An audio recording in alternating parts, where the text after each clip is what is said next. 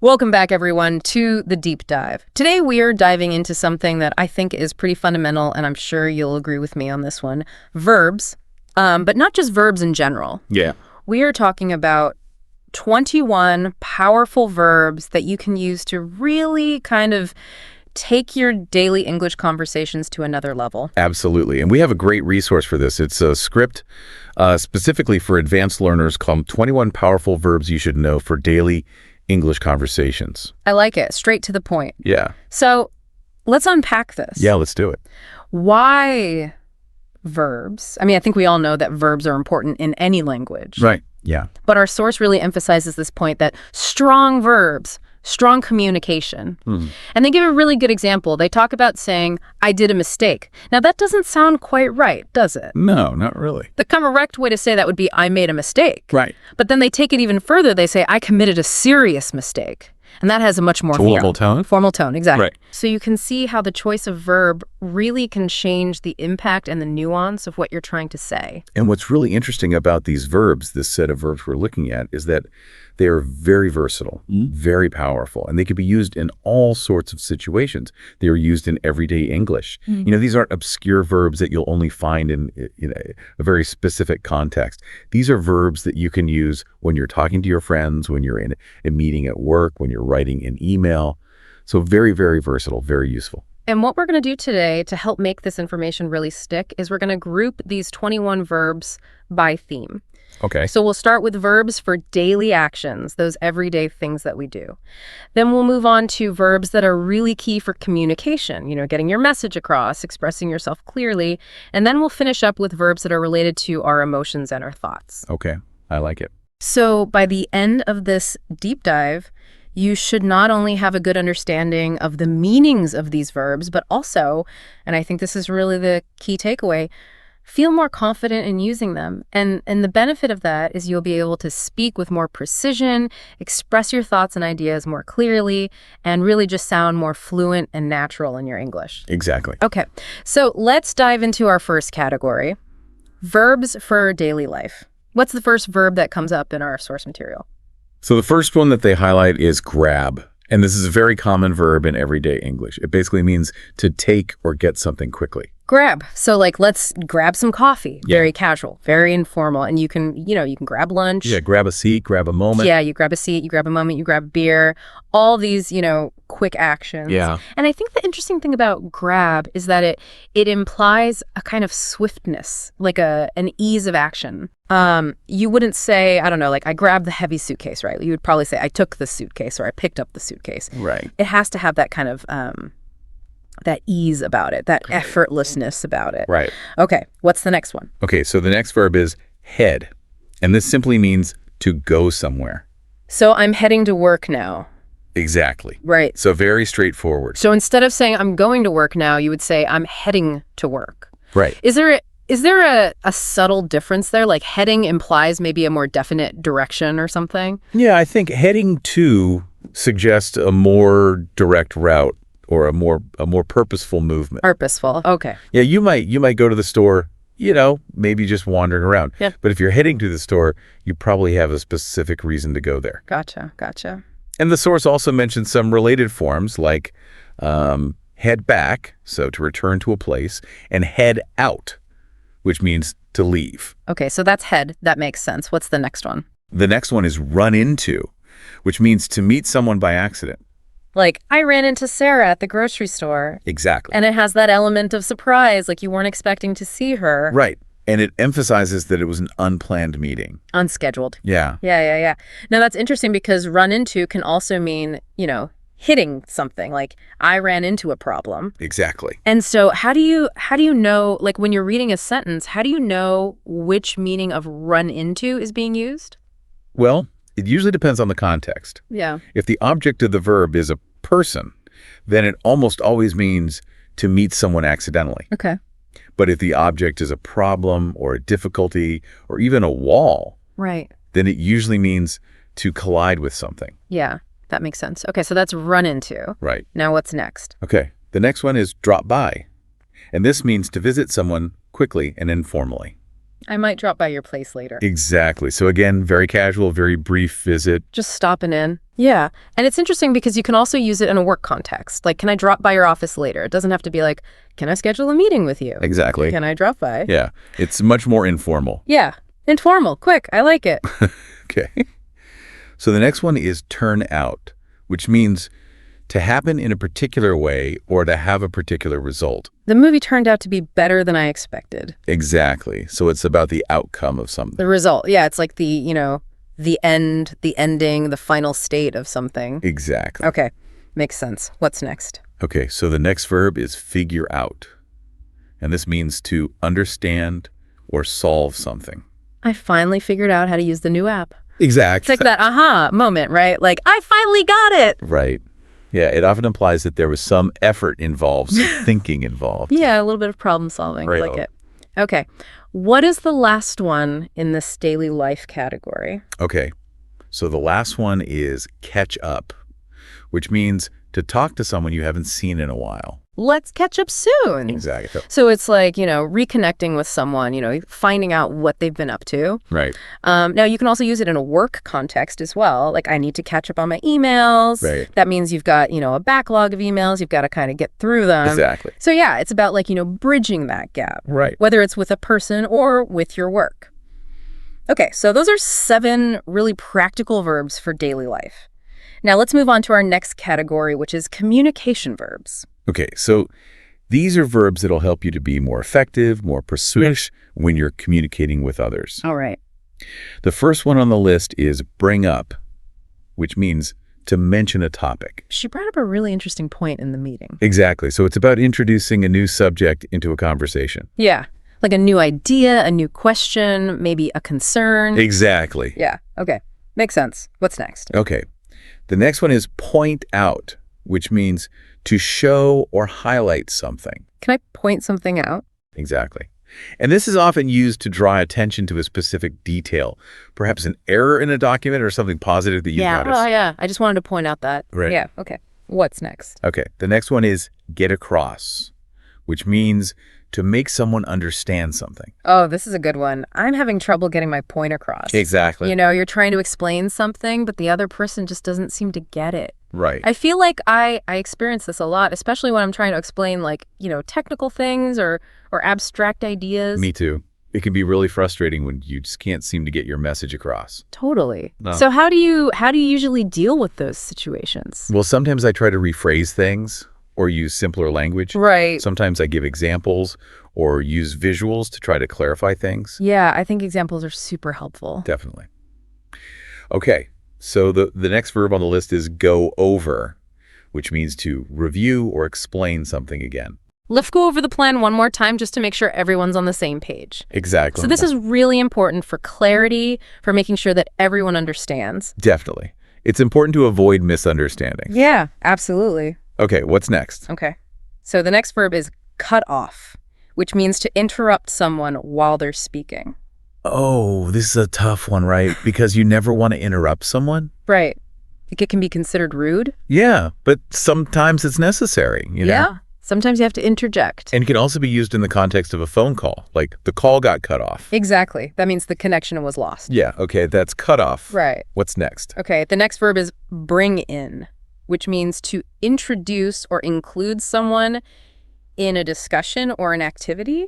Let's bring in John for marketing. He might have some valuable insights on this project. Exactly. So it's about expanding the circle of involvement. Yeah, like adding another voice, another perspective. Right. I like it. Okay, and what is the last one in this category? Okay, so the last verb in the communication category is follow up. I'll follow up with an email tomorrow with more details. Exactly. So it's about, checking back later, making sure that things are moving forward. Right. Yeah. Whether it's confirming a decision, providing more information, or just, keeping the lines of communication open. Exactly. It's important to stay connected. Okay, so those are 7 key verbs for effective communication. Right. Now, let's move on to our final category, which is verbs for emotions and thoughts. Okay. So these are verbs that will help you to express your inner world, your feelings, and your ideas more effectively. Wonderful. What is the first one? So the first one is look forward to, which means to feel excited about something that's going to happen in the future. I'm really looking forward to the weekend. Exactly. It's a very positive verb. Yeah. It expresses anticipation and excitement. You know, I'm looking forward to our next deep dive. Me too. It's always a lot of fun. It is. Okay, what's next? Okay, so the next verb is make up, which has two different meanings. Two different meanings. One meaning is to invent something, like a story or an excuse. So he made up an excuse for being late? Exactly. Okay. And what's the other meaning? The other meaning is to forgive someone and become friends with them again after an argument. Oh, okay. So they made up after their fight. Exactly. So context is really important here. Definitely. The meaning is usually clear from the context. Yeah. You don't want to get those two mixed up. Right. Okay. So the next verb on the list is come up with. And this means to think of an idea or a solution. We need to come up with a new marketing strategy. Exactly. It's about generating ideas, finding solutions. I like it. Okay. What's next? Okay. So the next one is run out of, which means to have no more of something. We've run out of coffee. I need to go to the store. Exactly. A very common situation. It happens. And you can run out of time. You can run out of money. Right. You know, you can run out of patience, I guess. Exactly. What's next? Okay. The next verb is mess up, which means to make a mistake or do something wrong. I really messed up that presentation. Right. It's a very honest verb. Yeah, it's about acknowledging a mistake or a failure. Exactly. And we all mess up sometimes. It's part of being human. Absolutely. Okay, what's next? Okay, so the next verb is hold on, which simply means to wait. Hold on a second. I need to check my calendar. Exactly. It's a very useful verb in everyday conversations. Yeah, it's just a way of saying just a moment. Exactly. Okay, and what is the final verb in this category? Okay, so the final verb is turn down, which means to refuse an offer or request. He turned down the job offer because he wasn't happy with the salary. Exactly. It's about declining something that's been offered to you. Yeah. Okay, so that was a lot of verbs, but hopefully by grouping them by theme like this, it'll be easier for you to remember and use them. Right. And our source actually has a little mini quiz that you can use to test your understanding of these verbs. Oh, that's a great idea. Let's go through the quiz together. Okay, so the first question is, I didn't get any ideas. I didn't. I don't come up with any ideas. Exactly. Okay. Okay, number 2. Can we our notes before the test? Can we go over our notes before the test? Perfect. Okay. Okay, number 3. I need to with an old friend. I need to catch up with an old friend. Exactly. All right. Okay, number 4. She turned down the invitation to the wedding. She turned down the invitation to the wedding. Exactly. Okay. And the last one. The last one. His excuse, it wasn't true. He made up his excuse. It wasn't true. Exactly. You got them all right. All right. I aced it. Well done. I'm ready to go out there and use all these verbs now. Yeah. So just to recap, we've covered 21 powerful verbs that can really enhance your English communication. Yeah. And they're not obscure verbs. They're not overly formal verbs.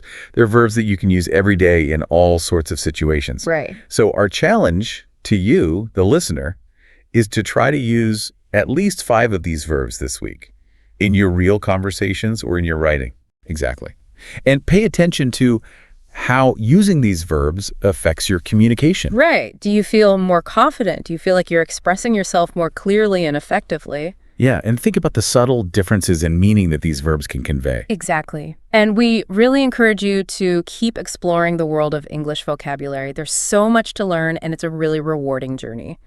Thanks for joining us on this deep dive. Thanks for listening. We'll see you next time. Okay, welcome to the deep dive. Yeah. Today, we're going to be tackling something that's like absolutely crucial if you want to speak English fluently. It really is. We're diving into 21 essential verbs. Right. The ones you hear, like all the time, everywhere, and that you need to use yourself Yeah. to, sound natural when you're speaking.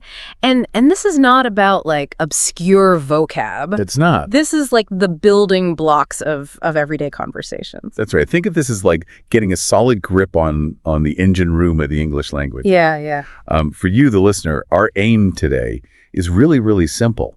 but it's powerful. We want to give you a real understanding of these 21 verbs so you can express yourself clearly, you can be confident, and you can just use English naturally in all sorts of daily situations. Absolutely. Whether you're watching a movie, whether you're chatting with friends, whether you're in a work meeting, like mastering these verbs, I think it's really going to make a noticeable difference. It will. It might seem basic, but I think these seemingly simple words are incredibly powerful. They're really going to boost your ability to communicate well and also to understand native speakers better. Yeah. Okay.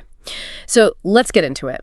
Why are verbs so crucial? Well, let's start with the big picture. Yeah. Verbs are crucial because they're the action words, right? They are. They describe what we do, how we feel, what we think.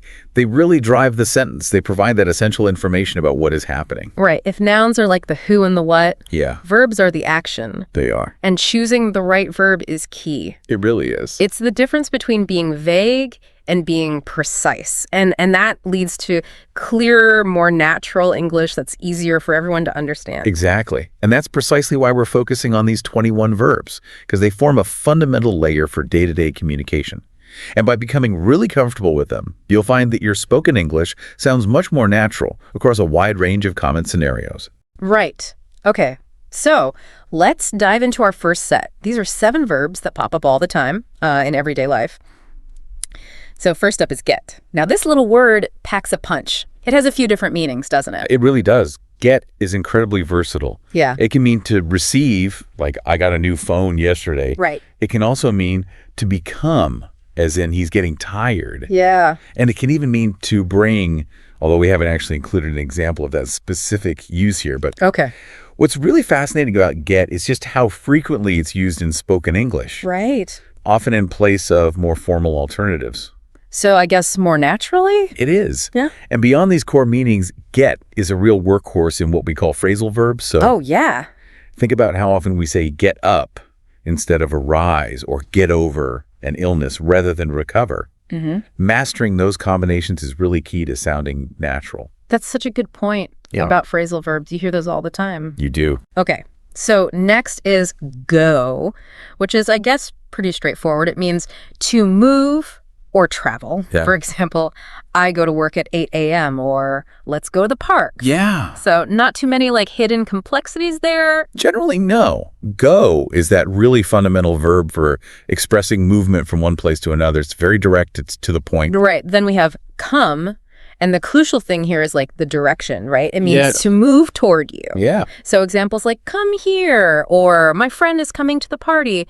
It's all about like the perspective of the speaker or the listener. It is, exactly. The directionality relative to the speaker or listener is that key difference between come and go. Right. Okay. Our next verb is take, meaning to grab, carry, or use. Yeah. We have examples like take your umbrella, it's raining, or I took a photo of the sunset. Yeah. It seems like another really common and adaptable verb. It is. Take covers a range of actions involving interaction with an object, whether it's physically holding it or moving it or using it for a specific purpose. Right. Okay.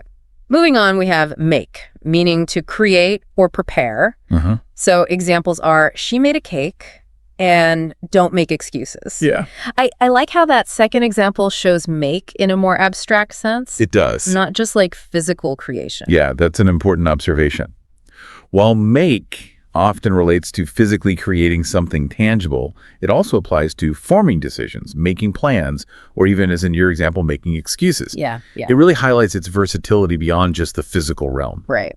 Okay, next is do, described as a general action verb. Yeah. And we have I do yoga every day, and what do you do for work? Mm-hmm. This one feels like the go-to when you just can't think of a more specific action. Yeah, that's a good way to put it. Do is often used when the specific action itself isn't as important as the fact that an action is being performed at all. Yeah, okay. And it also plays a crucial role, and what we call an auxiliary verb, in forming questions and negative statements. Right. Like, what do you do? Mhm. Or, and as we'll see later, I don't like. Right. Oh.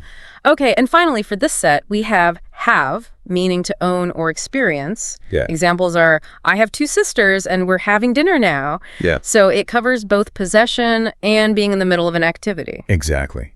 Have is another incredibly common, very flexible verb. It can denote ownership, relationships, experiences, and even forms part of those compound verbs like have to, or have been. Yeah. Okay. So we've covered get, go, come, take, make, do, and have. Yeah. So quite a lot. Now let's shift our focus to verbs that we use specifically when we're talking to with other people. Okay.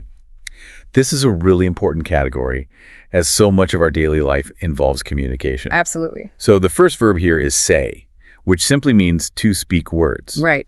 So we have, he said hello to me, and what did you say? It's a very direct way to report spoken words. Right. Pretty straightforward. It's just about uttering something. Yeah. And then we have tell, which means to give information to someone. Examples are, tell me the truth, and can you tell her about the plan?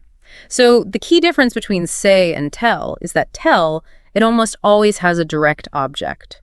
It does. Someone you're giving the information to. Absolutely. That's a really crucial grammatical distinction. You say something, but you tell someone something. Right. It's a very subtle difference, but it can really impact the clarity of your communication. Yeah. Okay, next up is ask, meaning to request something or a question. So we have, can I ask a question? And he asked me to help him. Again, a very, very fundamental verb for seeking information or assistance. It is, absolutely. Ask is essential for initiating inquiries and making requests. Yeah. It's how we bridge gaps in our knowledge and how we seek support from others. Right. Okay. Then we have call, which can mean to use the phone. Yes. Or to say a name. Yeah. So we have examples, I'll call you later, and they call me Joe. It's interesting how one word can cover both a phone call and naming someone. It is. Is there a historical connection there, or is it just a coincidence? That's a fascinating question. While the exact etymological links are a bit complex, both meanings do relate to some form of vocal communication or identification. Okay. Whether it's addressing someone directly with their name or it's reaching them through a vocal medium like a phone, it's a great example of how language evolves and connects seemingly different actions through this kind of shared concept of vocal interaction. That's really interesting. Okay, so our next verb is talk, meaning to speak with someone. Yeah. And we have examples like, let's talk after lunch, and she talks too fast. And the note here is that it's generally less formal than speak. It is. That's a helpful nuance to remember. Talk generally implies a more informal conversational exchange, often between two or more people. So think about chatting with friends. You likely say talk, not speak. Right. Okay. And that leads us to speak, Yeah. which is indeed more formal than talk. And we see this in the examples. Can I speak to the manager? Which sounds way more formal than can I talk to the manager? Yeah. And he speaks French very well. So speak often suggests a more official setting. He does. Or a focus on the ability to use a language. Exactly. Speak often suggests a more official or kind of a public form of communication, or it really focuses on the clarity and the articulation of the language, but the context usually gives you a strong clue as to which verb is more appropriate. All right. And finally, in this set, we have answer, meaning to reply to someone. Yeah. And examples are, please answer the phone, and I answered all the questions. So it implies a response to a direct communication. It does. Answer really indicates a direct response to a question, a call, some form of communication that was specifically directed at you. Right. Okay, so that's say, tell, ask, call, talk, speak, and answer. Yep. All essential tools for navigating conversations. We are. Okay. So let's shift gears now and explore verbs that we use to express our inner world, our feelings, and ideas. Okay, so this category is vital for expressing your thoughts and emotions effectively in English. Right. The first verb here is think, meaning to use your brain. Okay. And we have examples. I think this is a good idea, and what do you think? This is a very fundamental verb for expressing opinions, beliefs, those cognitive processes. Absolutely. It covers everything from a quick thought that pops into your head to a more carefully considered opinion. Exactly. It's that cornerstone of expressing your internal mental activity. Right. Okay. And next we have know, meaning to have information. Yeah. And examples are, I know the answer and she knows my name. This is about possessing facts or having an understanding of something. It is. Know signifies a state of being aware of something or being familiar with it. It implies a level of certainty, a level of understanding. Right. Okay. Then there's feel, which is used to talk about emotions. Yeah. And we have, I feel happy today. And do you feel okay? And this one's like key for expressing how we're experiencing the world internally. It is. Feel connects to our senses and our emotional state. It's really how we articulate our internal sensations and emotions. Right. Our next verb is want, meaning to wish or desire. Uh-huh. So examples are, I want some coffee, and she wants a new job. Expresses a longing or a desire for something specific. It does. Want expresses a longing, a desire for something. It indicates a preference or a goal that you're hoping to achieve. Right. Following that is need, indicating something important or necessary. Yeah. And examples are, I need help and you need to study more. So this suggests a greater level of necessity than simply wanting something. It does, Right. precisely. Need implies a requirement, something essential for well-being or achieving a really critical goal. Right. Okay, we then have remember, meaning not to forget. Yeah. And the examples are, do you remember his name? And I don't remember where I put my phone.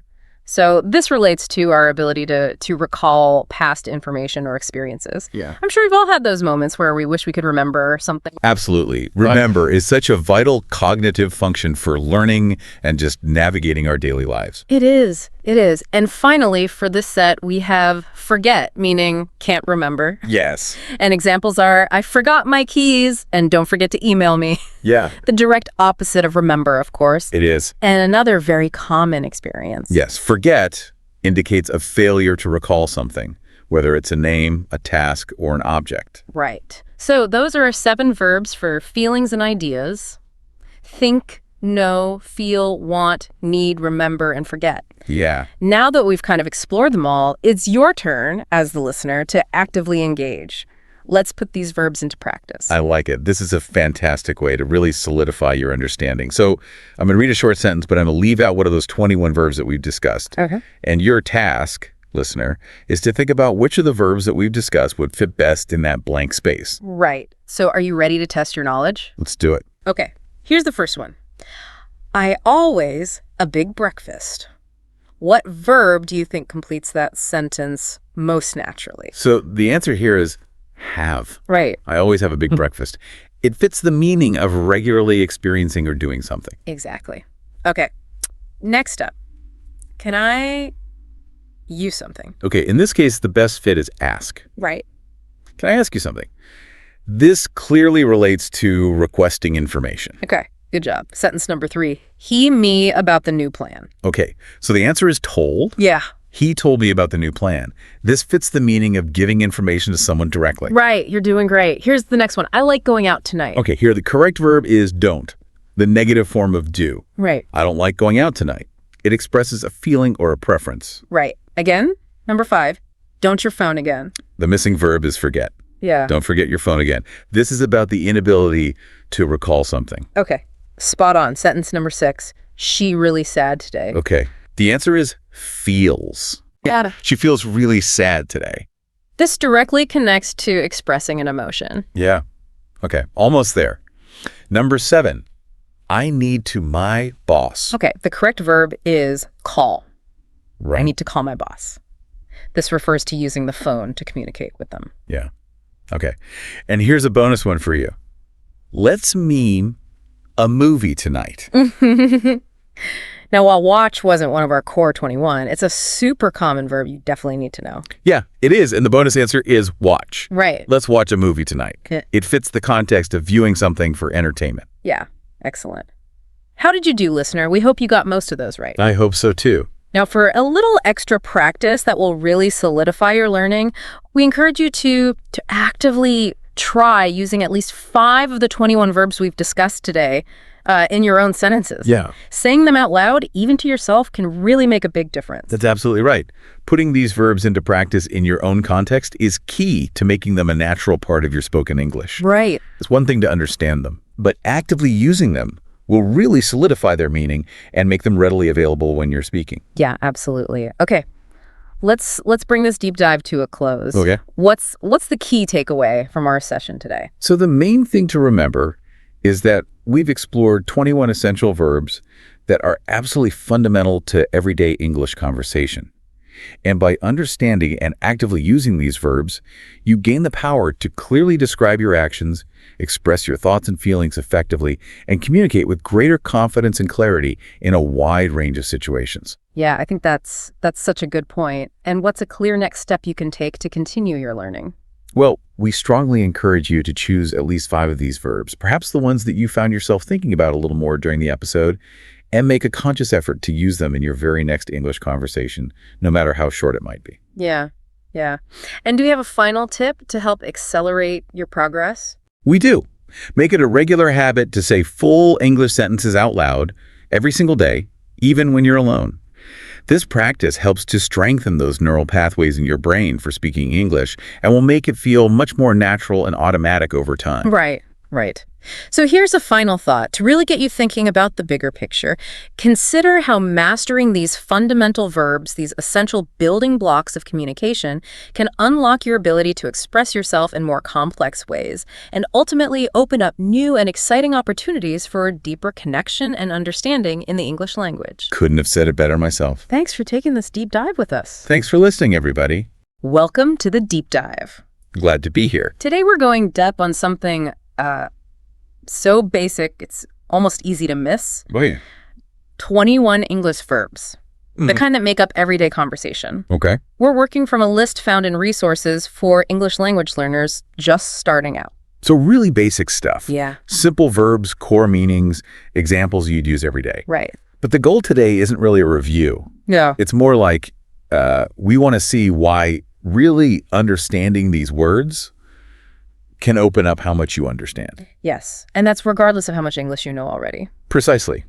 The fascinating thing about beginner material is that it makes you look at what's truly essential. Right. And these 21 verbs are grouped in a way that reflects just that, like the core of what it means to be human. Huh. So we've got actions and routines, daily life stuff, Okay. then verbs we use when we're talking to each other. Communicating. Right. Okay. And finally, words for our inner world, feelings, thoughts. Interesting. So this organization already gives us a powerful framework. It does. And thinking about you, the listener, no matter where you are with English, Yeah. whether you're helping someone learn, brushing up yourself, or you just like the nuts and bolts of language, I'm in that last group. well then, seeing how much work these verbs do can offer real insight. Okay, so it's about understanding those mechanics underneath. Exactly. How we build meaning. Yes. So let's dive into those verbs that describe what we do every day, actions, routines, that kind of thing. Perfect. The first one is go. Okay, go. It means move from one place to another. Right. And the example they give is, I go to school every day. Now, that seems pretty obvious, but But think about it. We're always moving somewhere. yeah, true. Every But- single day is full of instances of going places. It's like the main way we interact with our world. That's a good point. And right next to go, we have come. Ah, yes. Come is interesting. So it means move to your location. Right. Like in, my friend comes to my house every weekend. This pairing right away shows us something really important about language. What's that? Perspective. The same action physically can be described differently. Okay, Gabbato. Who's talking and where they are. It's a core relational concept baked right into these basic verbs. That's so cool. And, as native speakers, we pick that up without even thinking about it. Right from the time we're little. But for someone learning English, understanding that. Linguists might call it the dialectic center. Right. That's really important for getting it right. Okay, so next up we have eat. Yeah. Eat. Okay. Put food in your mouth. Simple as that. And the example. I eat breakfast at 8 a.m. It's a basic need, right? Absolutely, it's biological. And they express it with the super direct verb. I like that. Yeah. And then we have its partner in crime. Oh, you mean drink? Exactly. So that means, Take in water or another liquid, like I drink coffee every morning. right, another essential one. These aren't just actions, they're part of our survival, how we live each day. Think about how many times these ideas come up, even indirectly. Oh yeah, all the time. It's interesting, though, because they often become the basis for social things, too. Like what? Let's go grab a drink, or did you eat yet? They're not just about me doing something, they're how we connect. That's true. Okay, moving on. All right. We've got sleep, Sleep. meaning rest at night. Example, I sleep at 11 p.m. This verb speaks to our need to recharge. To our body's natural cycles. Exactly. And to go with that, of course, we have Wake up. Wake up, meaning Stop sleeping.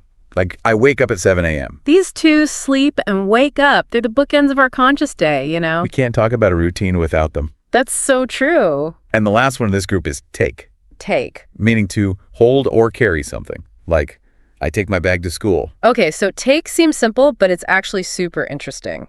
It is, because that core idea of taking, of acquiring or holding on to something, it stretches into so many different situations. You're right. You take a bus, take a chance, take responsibility. Exactly. Yeah. Even at this basic level, you can see how one verb can have a bunch of meanings that are all connected. That's fascinating.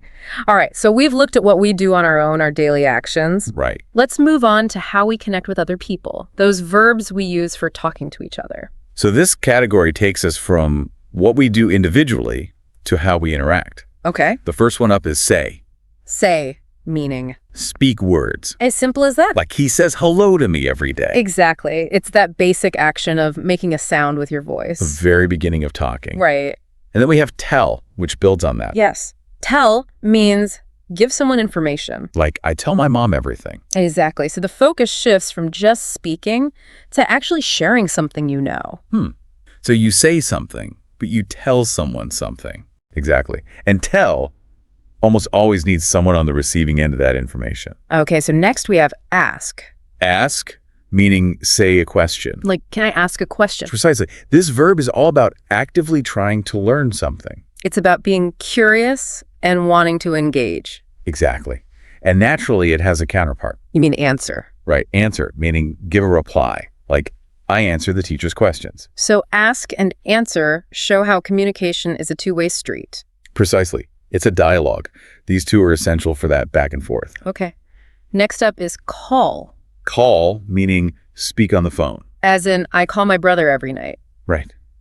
This is how a lot of us stay connected in the modern world. Even with texting and everything else, call still means that specific audio connection. Right. And then we have talk. Meaning, Speak with someone. like I talked to my friend after school. Exactly. This emphasizes the interaction, the conversation part of communication. Yeah. I guess you can say something to a group, but usually talk with someone. That's a subtle but important distinction. Okay, and the last verb in this group is listen. Listen, meaning hear with attention. The example they give is, I listen to music. But when we're talking about communication with people, listen goes beyond just hearing. It becomes a skill, something you do actively. Exactly. It's about taking in what someone is saying and trying to understand it. It's about engaging with what you hear. Precisely. So we've covered what we do in our daily lives and how we interact with others. Now it's time to turn inward. To our final category, Verbs for our feelings and thoughts. this is where we get into that subjective experience, what's going on inside. I like it. The first one is feel, meaning have an emotion. Right. And they give us two examples here. I feel happy today, Okay. and she feels tired. So it covers both emotions and physical sensations. It's how we express our inner landscape. Exactly. And closely related to that is think. Meaning, Use your brain, basically. like, I think this movie is good. Right. This verb lets us share our opinions, make judgments, show our thought process. It's about that internal reasoning. Exactly. Mm-hmm. Think represents that mental activity, how we process information. Next up is know. Know, meaning have information. Like, I know the answer. So this shows a state of understanding. Right. You're certain about something. It's a powerful verb. Yeah, it conveys a sense of conviction, of awareness. And then we have a pair that deals with memory. Oh, you mean remember and forget? Exactly. Yeah. Remember means don't forget, like, I remember your name. And then forget, the opposite, meaning can't remember. Right, with the example, I forget my keys every day. Yeah. I think we've all been there. Oh, yeah. These two verbs really highlight how our memories can be both amazing and totally frustrating. What's interesting is that both remembering and forgetting are key parts of how our minds work. It's true, And this basic list acknowledges that. by including both. Exactly. Then we have want. Want, being Desire something, like I want a cup of tea. it expresses our preferences, what we're drawn to. And our aspirations. It shows what drives us. Okay. And finally, we have need. Need, meaning something important, like I need help. So this verb indicates a requirement, sometimes with that sense of urgency. Yes, need often means there's something missing, something we require to function or feel okay. It's not just a desire. So we've now explored these 21 verbs across these three big areas of our lives. We have. It's amazing to see how these simple words form the basis for so much of how we communicate. They really are the foundation. You know, the source material actually had a little exercise. It was a fill-in-the-blank kind of thing. And it really gets you thinking about how these verbs work in context. Okay, I like that. Like, I blink coffee in the morning, it's obviously drink. Right. Or she blinked to work by bus, that would be goes. It's these everyday situations where you see how important they are. Exactly. And the exercise had some for the other categories, too. Like what? Well, there was, they blank their homework after school. The answer was do. Showing how even a small verb like do is crucial for describing actions and tasks. Exactly. And then for our interstates, there was, I blank happy when the sun shines. Feel is the clear answer there. Right. And for connecting with others, I often blank my family who live far away. Call fits perfectly. Then there were some for the memory verbs, too. Like, I always blank where I put my phone. I think forget is a common one for many people. Oh, yeah. And that moment of recognition, that aha, when you realize which verb fits, that's key to becoming fluent and confident. Absolutely. Oh, and there was one for listen to. I love to blank to music while I work. Listen is the obvious choice there. And it often takes the preposition to after it. It does. So even in these simple examples, you see these verbs doing all the heavy lifting. You really do. The source material actually challenged the listener to do something. Oh, yeah? To use just 5 of these verbs in full sentences today. Wow, that's deceptively powerful. It's about taking that passive understanding and making it active. Putting it into practice. Exactly. Because by consciously using these verbs when you speak, or even just in your head, you strengthen your grasp of what they mean and how to use them. That's a good point. So think about your interactions today. What will you do? Who will you talk to? How will you feel about it? It's a way to become more aware of those building blocks of language. And how they fit together. So, for a final thought, consider this. These 21 verbs, these seem simple, but they allow us to communicate in incredibly complex ways. They're the foundation. Exactly.